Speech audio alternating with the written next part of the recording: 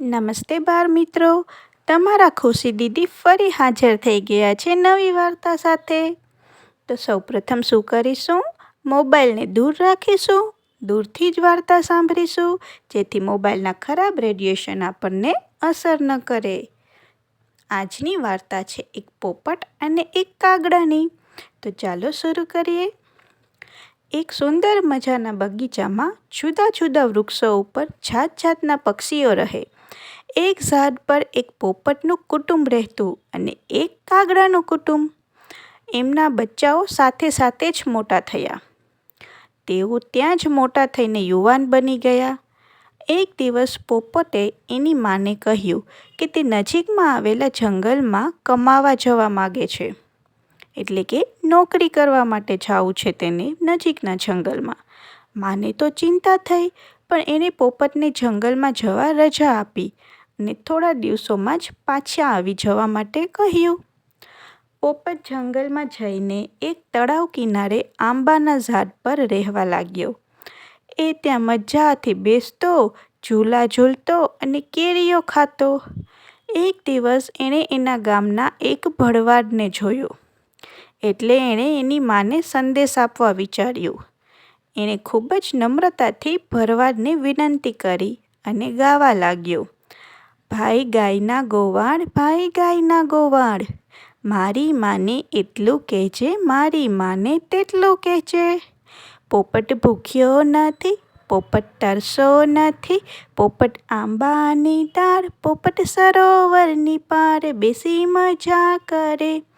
ભરવાડે એને ખાતરી આપી કે તે ગામમાં જઈને એની માને એનો સંદેશ આપશે. પોપટ થોડા દિવસ જંગલમાં રહીને કેરીઓ અને મીઠા ફળો લઈને ઘરે આવ્યો. તે ગાવા લાગ્યો.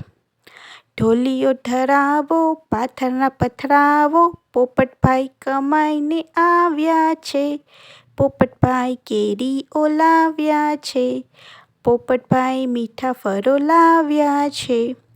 એણે એની પાંખો ખોલી અને એમાંથી કેરીઓ અને મીઠા ફળો બહાર કાઢ્યા.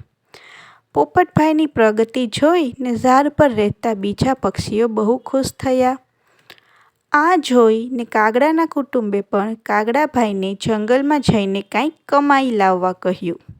કાગડો તો આળસુ હતો, એટલે એ જંગલમાં નહોતો જવા માગતો.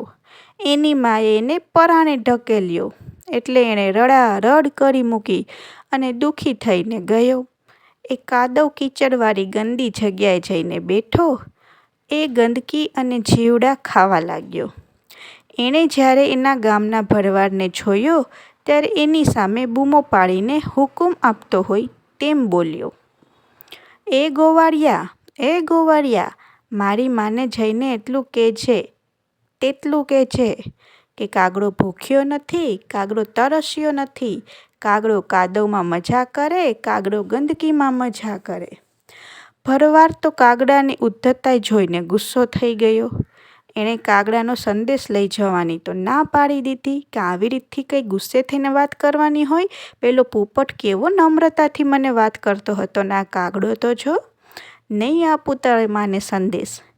થોડા દિવસ બાદ કાગડો કાદવ કીચડ અને ગંદકી લઈને ઘરે આવ્યો. ઘરે આવીને બૂમો પાડવા લાગ્યો.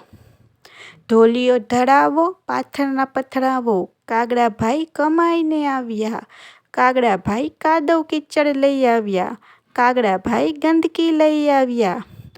ઝાડ પર રહેતા પક્ષીઓ કાગડા ઉપર ખૂબ જ ગુસ્સે થઈ ગયા કે અમારી આ રહેવાની જગ્યા આખું ગંદકીવાળી કરી નાખી તે, અને કાગડાને ઝાડ પરથી ભગાડી મૂક્યો. તો બાળકો, આ વાર્તા પરથી આપણને એ શીખ મળે છે કે જો આપણે પોપટની જેમ સારા અને નમ્ર બનીએ તો લોકો આપણને પ્રેમ કરશે, પરંતુ જો આપણે કાગડાની જેમ ઉદ્ધત બનશું તો લોકો આપણને પ્રેમ નહીં કરે. તો આજની આ વાર્તા આપણે અહીં પૂરી કરીશું.